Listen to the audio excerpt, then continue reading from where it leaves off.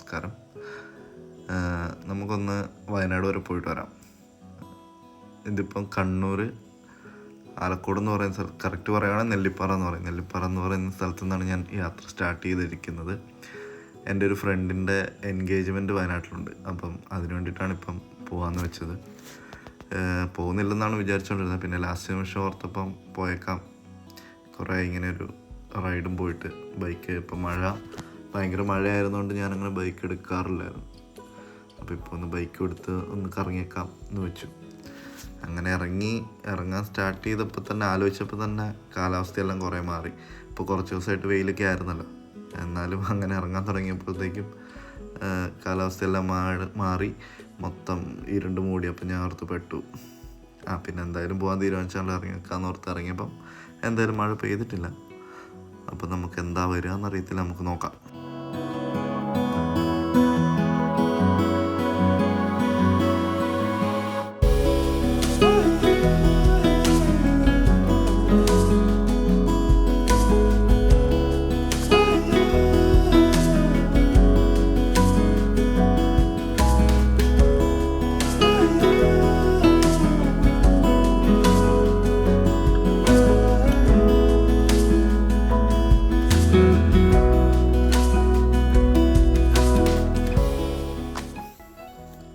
ഏകദേശം ഇപ്പോൾ ഒരു 2 മാസമെങ്കിലും ആയി കാണും ഞാൻ ബൈക്കൊന്ന് എടുത്തിട്ട്. എന്താ വെച്ചാൽ ഇവിടെ മനുഷ്യന് നടന്നുകൊണ്ട് തന്നെ വെളിയിൽ ഇറങ്ങാൻ പറ്റാത്ത അവസ്ഥയായിരുന്നു മഴ കാരണം.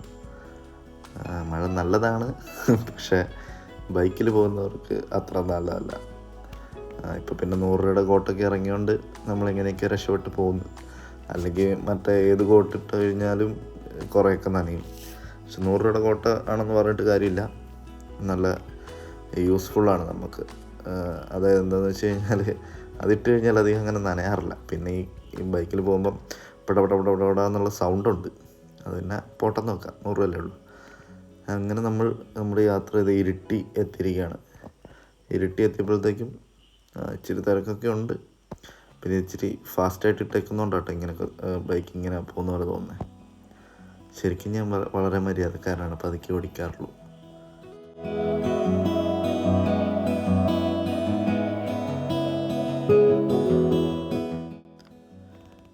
ആദ്യമായിട്ട് ഇങ്ങനെ ഓൺ വോയിസ് ഒക്കെ ചെയ്യുന്നതുകൊണ്ട് സൗണ്ടിനൊക്കെ ഒരു പതർച്ചയും ഒരു ശ്വാസം മുട്ടൊക്കെ ഉണ്ട്. കാണുന്നവരൊക്കെ ഒന്ന് ക്ഷമിക്കണം, സപ്പോർട്ട് ചെയ്യണം കേട്ടോ. ഞാൻ കുറേ കാലങ്ങൾ ആയി, ഇപ്പോൾ ഒരു 8 മാസം മുമ്പൊക്കെ ഞങ്ങളിങ്ങനെ ഡോമിനാറിൻ്റെ ക്ലബ്ബൊക്കെ ഉണ്ടായിരുന്നു. അപ്പോൾ അവരുടെ കൂടെ ഞങ്ങൾ ഒരുമിച്ച് ട്രിപ്പൊക്കെ പോയിക്കൊണ്ടിരുന്ന. പക്ഷെ ഇപ്പോൾ കുറച്ച് ഗ്യാപ്പായി, ബൈക്കിൽ തന്നെ പോയിട്ട് കുറച്ച് ഗ്യാപ്പായി. ഇനി കുറച്ച് ട്രിപ്പുകളും കാര്യങ്ങളൊക്കെ നടത്തണമെന്നുണ്ട്. അപ്പം അതിൻ്റെ കൂടെ ഇങ്ങനെ കുറച്ച് വീഡിയോസും എടുത്ത് അപ്ലോഡൊക്കെ ചെയ്ത് അങ്ങനെയാണല്ലോ എൻ്റെ ഒരു ഇത്. അങ്ങനെ ചെയ്യണമെന്നുണ്ട്. അപ്പോൾ നിങ്ങളുടെയൊക്കെ സപ്പോർട്ട് ഉണ്ടാണെന്ന് ഞാൻ പ്രതീക്ഷിക്കുന്നു. അപ്പോൾ നമ്മളിങ്ങനെ ഇന്ന് രാത്രിയാവും തോന്നുന്നു അവിടെ എത്തുമ്പം. ഏകദേശം കൽപ്പറ്റ എത്തണം. കണ്ണൂരിൽ നിന്ന് ഞാൻ മാത്രമേ ഉള്ളൂ. ഇത് ആക്ച്വലി കല്യാണ പെണ്ണാണ് എൻ്റെ ഫ്രണ്ട്. അപ്പം നമ്മളിങ്ങനെ ഒരു സ്ട്രേഞ്ചേഴ്സ് ക്യാമ്പും അങ്ങനത്തെ പരിപാടിക്കൊക്കെ പോക്കുണ്ട്. അപ്പം എൻ്റെ ഫ്രണ്ട്സും നടത്തുന്നൊക്കെ ഉണ്ട്. അപ്പം അങ്ങനെ ഒരു ക്യാമ്പിൽ പോയി പരിചയപ്പെട്ടാണ് ഇയാളെ. അപ്പം അവരുടെ കല്യാണമെല്ലാം കോട്ടയത്ത് വെച്ചിട്ടായിരുന്നു. അപ്പോൾ ചെക്കൻ്റെ വീട് വയനാട്ടിലാണ്. പറഞ്ഞ് രാത്രിയായി, ഫുൾ ഇരുട്ടായി. നല്ല രസമാണ് രാത്രിക്കുള്ള റൈഡിന്, പ്രത്യേക ഒരു സുഖമുണ്ടല്ലോ. പക്ഷെ വീഡിയോ എടുത്തിട്ട് അതിനൊരു സുഖം വന്നിട്ടില്ല.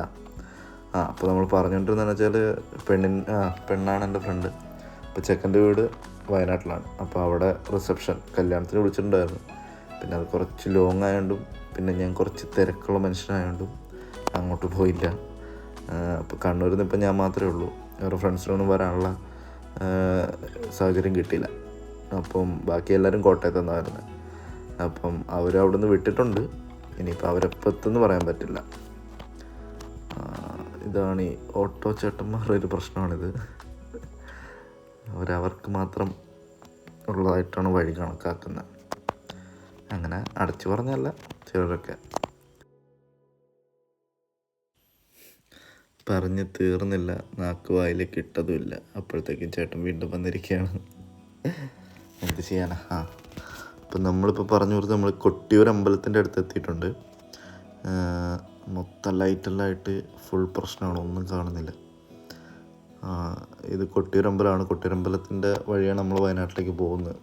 ഇപ്പോൾ കോഴിക്കോട് നിന്നൊക്കെ ആണെങ്കിൽ അത് വേറെ റൂട്ടാണ്, താമരശ്ശേരി ചുരം വഴിയാണ് പോവുക. നമ്മളിത് പാൽച്ചുരം വഴിയാണ് പോകുന്നത്. അപ്പോൾ നമുക്ക് ജസ്റ്റ് ഇവിടെ നിന്ന് സൈഡാക്കിയിട്ടെ ദൈവത്തിനോടും കാര്യങ്ങളൊക്കെ ഒന്ന് പറഞ്ഞേക്കാം. ബാ.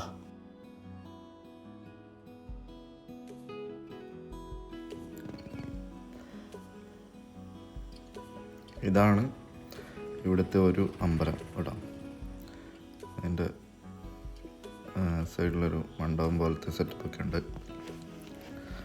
പിന്നെ നമ്മൾ ശരിക്കും ഉത്സവ സമയത്ത് കാണുന്നത് ഇതിൻ്റെ നേരെ ഓപ്പോസിറ്റായിട്ട് കാടിൻ്റെ ഉള്ളിലൊക്കെ ആയിട്ടുള്ളൊരു സെറ്റപ്പുണ്ട്. അത് എപ്പോഴും നമുക്ക് പോകാൻ പറ്റത്തില്ല. ഇവിടെ നമുക്ക് നോർമലി എപ്പോഴും വരാനൊക്കെ പറ്റും, അമ്പലത്തിലൊക്കെ കയറാം. ഞാനിപ്പോൾ ഏതായാലും ഉള്ളിലേക്ക് പോകുന്നില്ല, ജസ്റ്റ് ഇവിടെ നിന്ന് നമുക്ക് കാണാം. എന്നാൽ പിന്നെ എല്ലാ കാര്യങ്ങളൊക്കെ ചെറുതായിട്ട് ഞാൻ പറഞ്ഞിട്ടുണ്ട്. ഇനി ആർക്കെങ്കിലും എന്തെങ്കിലുമൊക്കെ പറയണ്ട ഞാൻ പറഞ്ഞു. നമുക്ക് പോവാം. വാ.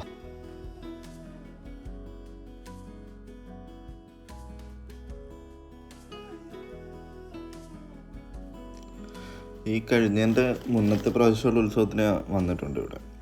അന്നേരം നല്ല ബ്ലോക്കും തിരക്കൊക്കെ ആയിരുന്നു. പക്ഷേ ഇപ്രാവശ്യം എന്താണെന്ന് വെച്ചാൽ വരണം എന്നൊക്കെ ഉണ്ടായിരുന്നു. എന്ന് വെച്ചാൽ കേരളത്തിൻ്റെ തെക്കുനിന്നും പിന്നെ കർണാടകത്തിൽ നിന്നും തമിഴ്നാട്ടിൽ നിന്നും എല്ലാം ഇപ്പോൾ ഇൻസ്റ്റയിലൊക്കെ റീല്, ഈ കൊട്ടിയൂരമ്പലത്തിൻ്റെ റീലെല്ലാം ഇട്ട് ഭയങ്കര വൈറലാണല്ലോ. അതുകൊണ്ട് ഭയങ്കര ആൾക്കാരായിരുന്നു. ഇത് ചെറിയ വഴിയും കൂടെ അല്ലേ, ഒന്നത് വയനാട്ടിൽ നിന്നും ആൾക്കാർ വരുന്നുണ്ട്. അങ്ങനെ ചെറിയ വഴിയായതുകൊണ്ട് ഫുൾ ബ്ലോക്കായിരുന്നു. അങ്ങോട്ടും പോകത്തില്ല ഇങ്ങോട്ടും പോകത്തില്ല. 4-5 മണിക്കൂറൊക്കെ ആൾക്കാർ ഫുൾ ബ്ലോക്കിലായിരുന്നു. അതുകൊണ്ട് ഇപ്രാവശ്യം എന്തായാലും വരണ്ടെന്ന് വെച്ചു. ഇനി പറ്റുവാണെങ്കിൽ അടുത്ത കൊല്ലം വരണം. ഈ അമ്പലത്തിൻ്റെ മെയിനായിട്ട് പറയുകയാണെങ്കിൽ ഇവിടെ ഓടപ്പൂ ഉണ്ടാവും. അത് ഈ ടൈമിൽ മാത്രം ഓടയ്ക്ക് അങ്ങനെ ഒരു പ്രത്യേകത ഉള്ളതെന്നാണ് പറയുന്നത്, കറക്റ്റ് അറിയില്ല. അപ്പോൾ ഇവിടെയുള്ള ആൾക്കാർ തന്നെ ഉണ്ടാക്കിയെടുക്കുന്നതാണ്. അതിൻ്റെ ഐതിഹ്യം പറയുകയാണെങ്കിൽ ശിവൻ മറ്റേ താടി വലിച്ചെറിഞ്ഞ് അങ്ങനെ ഉണ്ടായ സാധനമെന്നാണ് പറയുന്നത്. നമ്മുടെയൊക്കെ വീട്ടിലുണ്ട്. ഓരോ പ്രാവശ്യം ഇവിടെ വരുമ്പം വാങ്ങിക്കൊണ്ട് പോകും. അത് ഇവിടുത്തെ ആൾക്കാർക്ക് ഒരു നല്ല വരുമാന മാർഗം കൂടെയാണ്. എന്തായാലും ഇത്രയൊക്കെ സ്ഥിതിക്ക് ഇനിയിപ്പോൾ എന്തെങ്കിലും ഇവിടെ കഴിച്ചിട്ടൊക്കെ പോവാം. സാധാരണ ഞങ്ങൾ വയനാട്ടിലൊക്കെ പോകുമ്പോൾ ഇവിടെ ഈ ഹോട്ടലിൽ നിന്ന് കഴിക്കുന്നതാണ്. അത്യാവശ്യം നല്ല കുഴപ്പമില്ലാത്ത ഫുഡാണ്. നമുക്കിന്ന് കയറി നോക്കാം. എന്തായാലും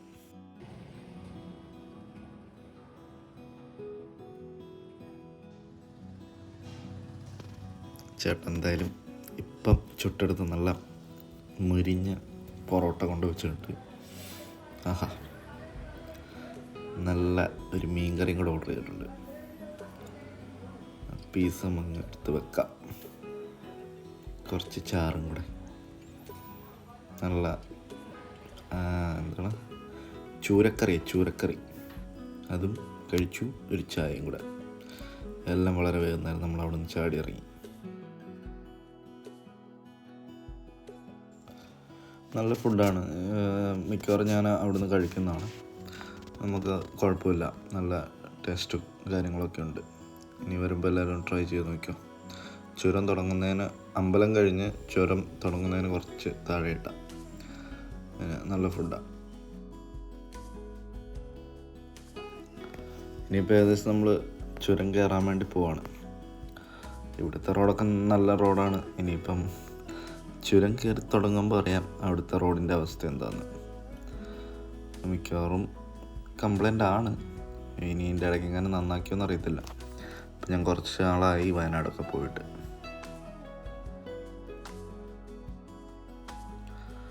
ഈ ബൈക്കിൻ്റെ ആ കൂടെയുള്ളൊരു പ്രശ്നം ഈ ലൈറ്റാണ്. നമ്മൾ ടേണിംഗ് ഒക്കെ ചെയ്യുമ്പോൾ അത് കുറച്ച് നമുക്ക് കിട്ടാണ്ട് വരും, ഒരു സൈഡിലേക്ക് തന്നെ ആയിപ്പോവും. അതൊരു ബുദ്ധിമുട്ടാണ്. എനിക്കിനി 2 ലൈറ്റ് അഡീഷണൽ വെക്കേണ്ടി വരും. എന്നുള്ള പ്രശ്നം ഇത് വെച്ച് കഴിഞ്ഞ് കഴിയുമ്പോഴായിരിക്കും പോലീസ് ചേട്ടന്മാർ വരുന്നത്. അത് വെക്കരുത് ഇത് വെക്കരുതെന്ന് പറഞ്ഞിട്ട്. രാത്രിക്ക് ഇങ്ങനെ പോകുമ്പോൾ ഉള്ള ബുദ്ധിമുട്ട് നമുക്കെല്ലാം അറിയത്തുള്ളൂ. എന്തായാലും 2 ഫിറ്റ് ചെയ്തേ പറ്റൂ.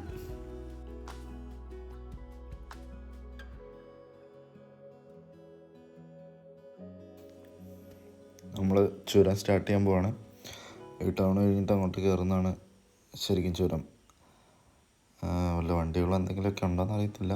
ഉണ്ട്, കുറച്ച് വണ്ടികളൊക്കെ ഉണ്ട്. അത്യാവശ്യം നല്ല കയറ്റമാണ് ഇനി വരുന്നത്. വളവുകളും ഉണ്ടാവും. നല്ല ഇങ്ങനെ വലിയ ചരക്ക് ലോറികളും വലിയ വലിയ ബസ്സുകളും ഒക്കെ പോകുന്നുണ്ട്. ഇതിൽ ഇച്ചിരി ബുദ്ധിമുട്ടാണ്. പിന്നെ ബൈക്കായിട്ട് നമുക്ക് സീനില്ല. കാറാണെങ്കിൽ ഇച്ചിരി കഷ്ടമാണ്.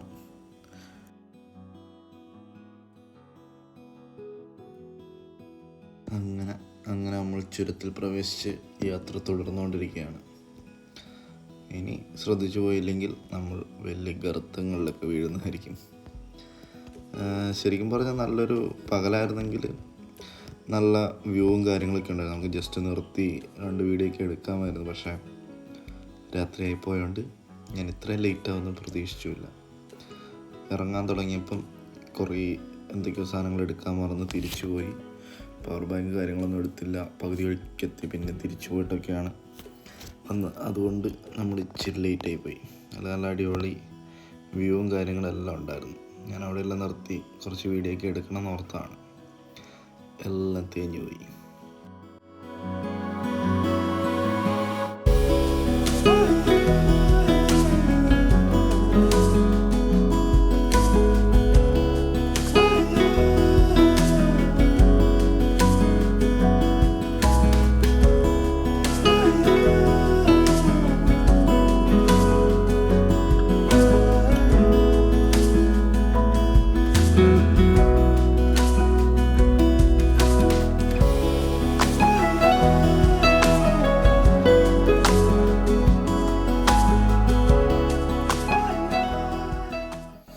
അത്യാവശ്യം വണ്ടികളൊക്കെ ഉണ്ട്, വലിയ സീനൊന്നുമില്ല.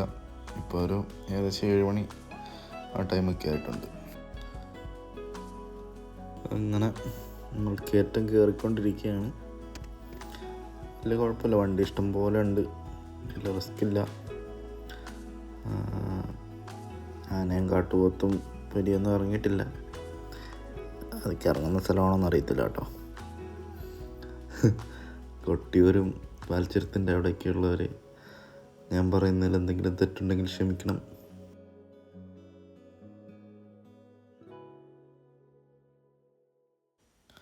ഭാഗ്യപ്പോൾ കറുത്തെത്തി വീണ് ചത്തേനെ, രക്ഷപ്പെട്ട്.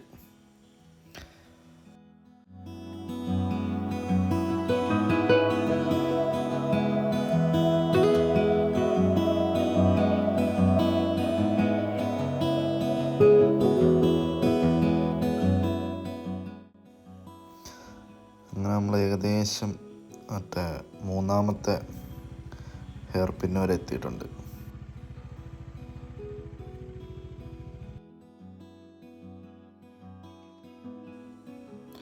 ടോട്ടൽ 5 എണ്ണമാണുള്ളത്. അതിൽ 3 എണ്ണം കഴിഞ്ഞ് ഇനി നമുക്ക് 2 എണ്ണം കൂടെ കയറിയാൽ മതി. അത് കഴിഞ്ഞ് കഴിഞ്ഞാൽ പിന്നെ വലിയ കുഴപ്പമില്ല. ഈ വഴി മൊത്തം പോക്കാണ്.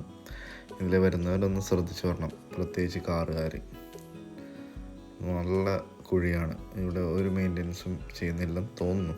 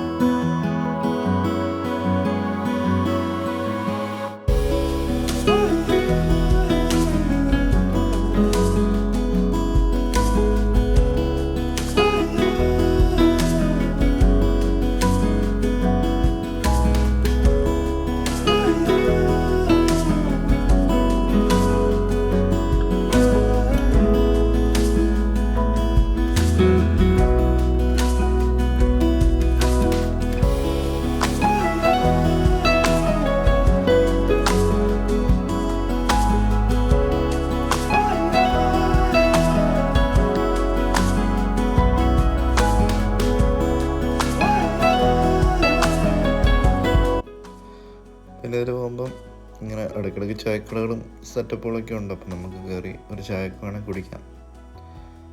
എനിക്കിപ്പം താഴെ നിന്ന് കഴിച്ചുകൊണ്ട് ഞാൻ ഇപ്പം കയറുന്നില്ല. അല്ലെങ്കിൽ നമ്മൾ ഇങ്ങനെയുള്ള സ്ഥലത്തൊക്കെ ജസ്റ്റ് കയറി ഒരു ചായ കുടിക്കുന്നതാണ്.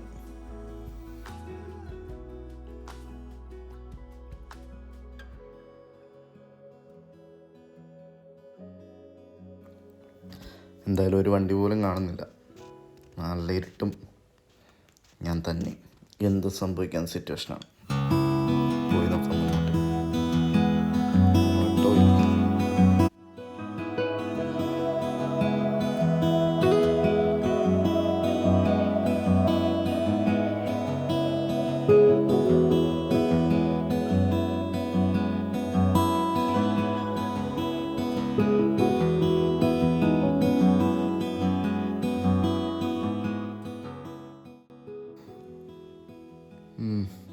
ഒരു വണ്ടിയുടെ വെട്ടം കൊണ്ട് ആശ്വാസമായി. ഇനി ഇങ്ങനെ ലോറികളും ഇടയ്ക്കിടയ്ക്ക് ഓരോരോ വണ്ടികളുണ്ട്. തന്നെ പോകുന്നവർക്കൊന്നും കുഴപ്പമില്ല. ചുരം കയറുന്ന അത്ര പ്രശ്നമില്ല. ഇപ്പം സമയം 7:45 ആയി. രാത്രി 12 മണിയൊക്കെ ആകുമ്പം അധികം വണ്ടിയൊന്നും ഉണ്ടാകാൻ ചാൻസ് ഇല്ല. റിസ്ക്കാണ് ബൈക്കിനൊക്കെ പോകുന്നത്.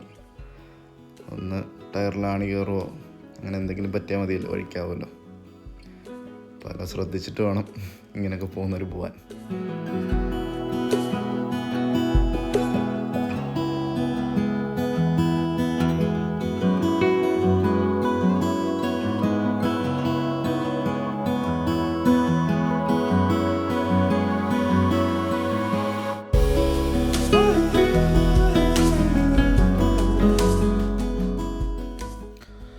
അങ്ങനെ നമ്മൾ ഏകദേശം ചുരമെല്ലാം കഴിഞ്ഞ് ബോയ്സ് ടൗണിലേക്ക് എത്തിയിട്ടുണ്ട്. ഇനി നമുക്ക് നേരെ മാനന്തവാടിയാണ് പിടിക്കേണ്ടത്. ഇവിടെ നേരെ മാനന്തവാടി, അത് കഴിഞ്ഞ് കൽപ്പറ്റയിൽ നിന്ന് ചൂണ്ടൽ എന്ന് പറയുന്ന സ്ഥലത്ത് നമ്മൾ റൂം എടുത്തേക്കുന്നത്.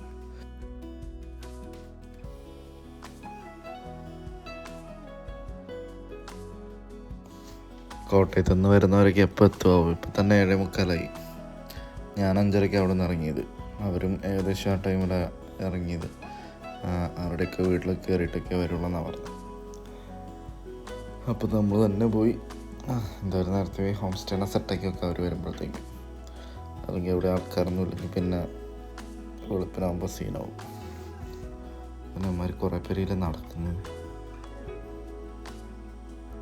വേഗം ശ്രദ്ധിച്ചില്ല.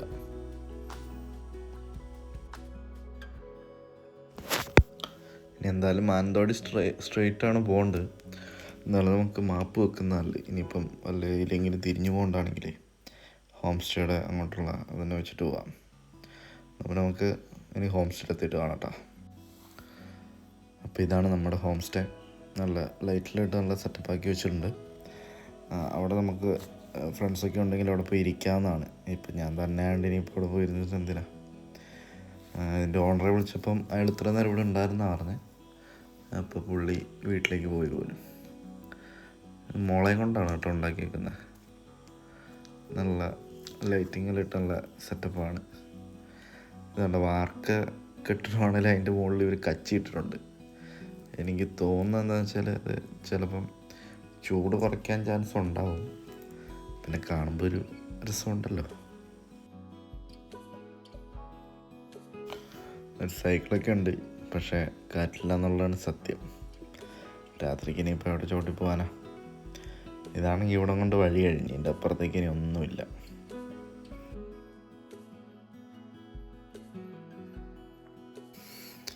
ഇനിയിപ്പോൾ നമുക്ക് വീട്ടിലേക്ക് വലതുകാലം വെച്ച് കയറാം. ഇവിടെ താക്കോൽ ഇവിടെ ഇരിപ്പുണ്ടെന്ന് ചേട്ടൻ പറഞ്ഞായിരുന്നു. അങ്ങനെ ഡോറൊക്കെ തുറന്ന് ഒരു വലിയ ഹാളുണ്ട്. 3 റൂമും അടുക്കളയും ഉണ്ടെന്നാണ് പറഞ്ഞത്. അപ്പം ആദ്യത്തെ റൂമും തുറന്ന് നോക്കാം.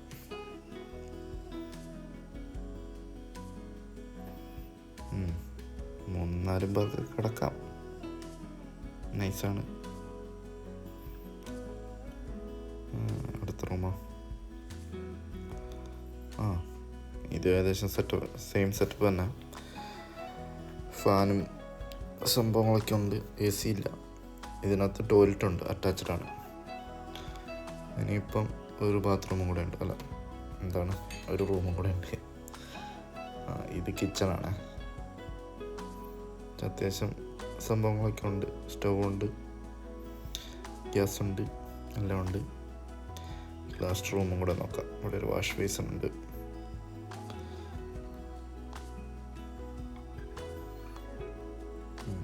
റൂം ഇച്ചിരി വലിയ റൂമാണെന്ന് തോന്നുന്നു. എന്നാൽ വലിയ അത്ര വലിപ്പം മാറ്റമില്ല. കിടക്കാനൊക്കെ സെറ്റപ്പ് സെയിം തന്നെ. ഇതും അറ്റാച്ച്ഡാണ്. കൊള്ളാം. ചുമ്മാ ബാത്റൂം തുറന്നു നോക്കിയേക്കാം. കുഴപ്പമില്ല. അത്യാവശ്യം വൃത്തിയും കാര്യങ്ങളൊക്കെ ഉണ്ട്. നമുക്ക് അഡ്ജസ്റ്റ് ചെയ്യാം. എന്തായാലും ഇപ്പുറത്തെ ബാത്റൂം കൂടെ നമുക്ക് തുറന്ന് കണ്ടേക്കാം. ആഹാ, നല്ല സൂപ്പർ, അടിപൊളി ബാത്റൂം ആയാലും ഇങ്ങനെ വേണം. എന്തായാലും ഈ ബാത്റൂമുള്ള റൂം ഞാൻ അങ്ങെടുത്തേക്കാം. ഇനിയിപ്പോൾ എന്തായാലും അവന്മാർ വരാൻ 3 മണിയൊക്കെ ആവും. അപ്പോൾ കിടന്നുറങ്ങാം. അപ്പം ഇനി ബാക്കി നമുക്ക് നാളെ കാണാം. എല്ലാ അലമ്പന്മാരും അലമ്പത്തിയും വന്നിട്ട് നാളെ ബാക്കി വിശേഷങ്ങൾ. ഇപ്പം Tata, bye bye, good night, sweet dreams.